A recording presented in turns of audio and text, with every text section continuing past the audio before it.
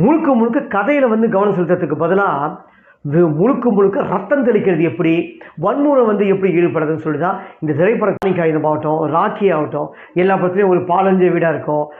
கதவுலாம் பார்த்தீங்கன்னா பெயிண்ட் அடிக்காமல் அது மாதிரி ஒரு மோசமான ஒரு இதுவாக தான் ஒரு வீட்டில் தான் காட்டியிருப்பார் எல்லாரோட கதாபாத்திரத்தையும். சரி, வணக்கம், நான் உங்கள் யூடியூப் சூப்பர் ஸ்டார் பிஜி. இன்னைக்கு தேட்டர் ரிலீஸ் ஆகும் திரைப்படம் டிசி படத்தின் திரைவிமர்சனம்.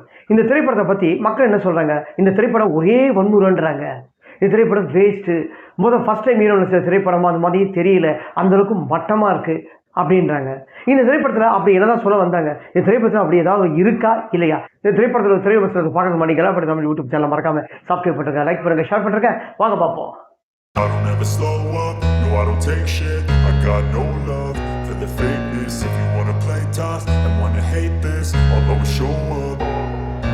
I don't ever slow up, no I don't take shit. இந்த திரைப்படத்தில் லோகேஷ் கனகராஜ், தலைவாசல் விஜய், கஸ்தூரி ராஜா, சஞ்சனா, மம்மிகா காபி மற்றும் பல நடிச்சு வெளிவந்திருக்கும் திரைப்படம் டிசி. இந்த திரைப்படத்தோட கதை என்னன்னு பார்ப்போம். இந்த படத்தோட கதை, கதாநாயகனோட அப்பா கஸ்தூரி ராஜா. கஸ்தூரி ராஜாவுக்கு வந்து பிடிக்காத காரியத்தெல்லாம் இவர் பண்ணுறாரு. கதாநாயகனோட அம்மா வந்து சின்ன வயசில் இறந்துடுறாங்க. இவங்க அப்பாவுக்கு இவர் வந்து போலீஸ்காரங்களுக்கு எதிராகவே எல்லாமே பண்ணின தொட்டு இவங்க அப்பாவுக்கு வந்து இவரை பார்த்தா பிடிக்க மாட்டேது. ஒரு கட்டத்தில் இவங்க 2 பேர் பிரிஞ்சு இவங்க 2 பேருக்குமே பேச்சுவார்த்தை இல்லை.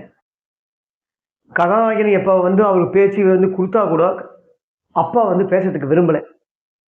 ஒரு கட்டத்தில் என்ன ஆகுதுன்னா, அந்த ஊரில் வந்து ஒருத்தர் கஷ்டப்பட்டு நான் படிக்க வைக்கணும்னு சொல்லிட்டு இடத்த விற்று கஷ்டப்பட்டு சம்பாரித்து ஒரு 7 லட்ச ரூபா பணத்தை வந்து பையனுக்கு படிப்பு செலவுக்காக வந்து வச்சுட்டு அந்த இடத்துக்கு வராரு.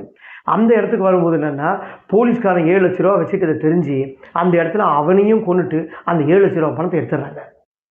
இதுக்கப்புறம் நடக்கிற சம்பவம் தான் போலீஸ்காரங்களுக்கு என்னென்ன ஒரு எதிரான சம்பவமோ இது எல்லாம் வந்து பண்ணுறாரு. அந்த சின்ன பையனை வந்து 7 லட்ச ரூபா கொடுத்து அப்படியே படிக்க வச்சாரா இல்லையா தான் இந்த படத்தோட வந்து கதாநாயகனோட முழு கதையும். இதுக்கு இடையில வந்து ஒரு கேங்ஸ்டார்கிட்ட வந்து அவர் போய் வந்து சேர்றாரு. கதாநாயகனோட வந்து கதாபாத்திரம் தாஸ், இவங்க 4-5 பேர் தான். அது இதாக சொல்லணும்னா, கவர்மெண்ட்டுக்கு சம்மந்தப்பட்ட ஒரு முக்கியமான ரிவால்வர், அந்த ரிவால்வரை எல்லாத்தையும் வந்து இவங்க கொள்ளடிச்சிடுறாங்க. இவங்க கொள்ளடிச்சதுக்கப்புறம் இவங்க ஒரு டீமாக வந்து போலீஸ் ஃபார்ம் பண்ணி இந்த டீம் யார் அப்படின்னு சொல்லிட்டு டீமை வந்து கண்டுபிடிக்கிறாங்க. இதுக்கப்புறம் கதாநாயகன் வந்து வெளியே வந்தாரா இல்லையா, இதுதான். இதுக்கு இடையில வந்து கதாநாயகன் வந்து ஒருத்தர் ஒரு மீட் பண்ணுறாரு. கதாநாயகியை ஒரு கிளப்பில் வந்து பாட்டு பாடியிருப்பாங்க. அவர் அப்பாவுக்கு பிடிச்ச பாட்டை பாடின உடனே இவருக்கு ரொம்ப அந்த கதாநாயகி பிடிக்கும். அதாவது சஞ்சனா, அவங்க பாடுவாங்க, உன்னெஞ்சிலே பாரம் உனக்காகவா ராகம். இந்த சாங் அவர் கேட்டோம்னா கதாநாயகனுக்கு அவர் அறியாமல் எவ்வளோ கோபமாக இருந்தாலும் அப்படியே வந்து எமோஷன் ஆகிடுவார். அதனால் அவருக்கு ரொம்ப பிடிக்கும். அது அந்த கதாநாயகி கூட அவர் சேர்ந்தாரா இல்லையா அடுத்த சம்பவம். இதுக்கு இடையில் வந்து செகண்ட் ஹாஃப்க்கு அப்புறம் வந்து பார்த்தீங்கன்னா மம்மிகா கேபின் வந்து சந்திக்கிறாரு. அவர் சந்திக்கிறதுக்கு அப்புறம் அது ஒரு வித்தியாசமான சம்பவமாக இருக்கும். இந்த மாதிரி வந்து முழுக்க இந்த திரைப்படம் என்ன எடுத்துக்காருன்னா, முழுக்க முழுக்க கதையில் வந்து கவனம் செலுத்துறதுக்கு பதிலாக முழுக்க ரத்தம் தெளிக்கிறது எப்படி, வன்முறை வந்து எப்படி ஈடுபடுறதுன்னு சொல்லி தான் இந்த திரைப்படம் கிட்டத்தட்ட வந்து ஒரு 2 ஹவருக்கு மேலே தான் இந்த திரைப்படம் ஓடுது. இந்த 2 ஹவருக்கு மேலே ஒரு திரைப்படம் கிட்டத்தட்ட ஒரு 1 ஹவர் 40 நிமிஷம் படமும் கிட்டத்தட்ட வந்து வன்முறையே தான் இருக்கும். சர்டிஃபிகேட் இந்த திரைப்படம் கொடுத்தது ரொம்பவே நியாயம். அவங்க பேசுகிற டைலாக்ஸு டெலிவரிலாம் பார்த்தீங்கன்னா எந்த ஒரு இடத்துலையுமே பீப் போடாமே இந்த திரைப்படம் வந்து அப்படியே வெளியிட்டிருக்காங்க.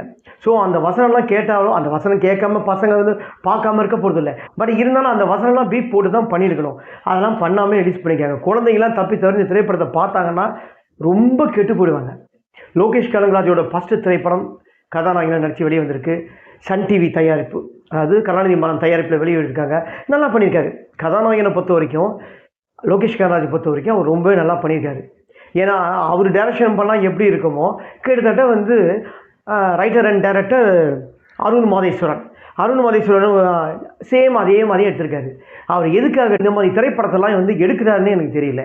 அவர் ஏற்கனவே வந்து இயக்கிய திரைப்படம் உங்கள் எல்லாருக்கும் நல்லா தெரியும். இதில் வேறு வந்து நேஷனல் அவார்டு வேறு, கேப்டன் மில்லர், சாணி காகிதம், ராக்கி, இந்த மாதிரி 3 திரைப்படம், 4வது திரைப்படம் நினைக்கிறேன்.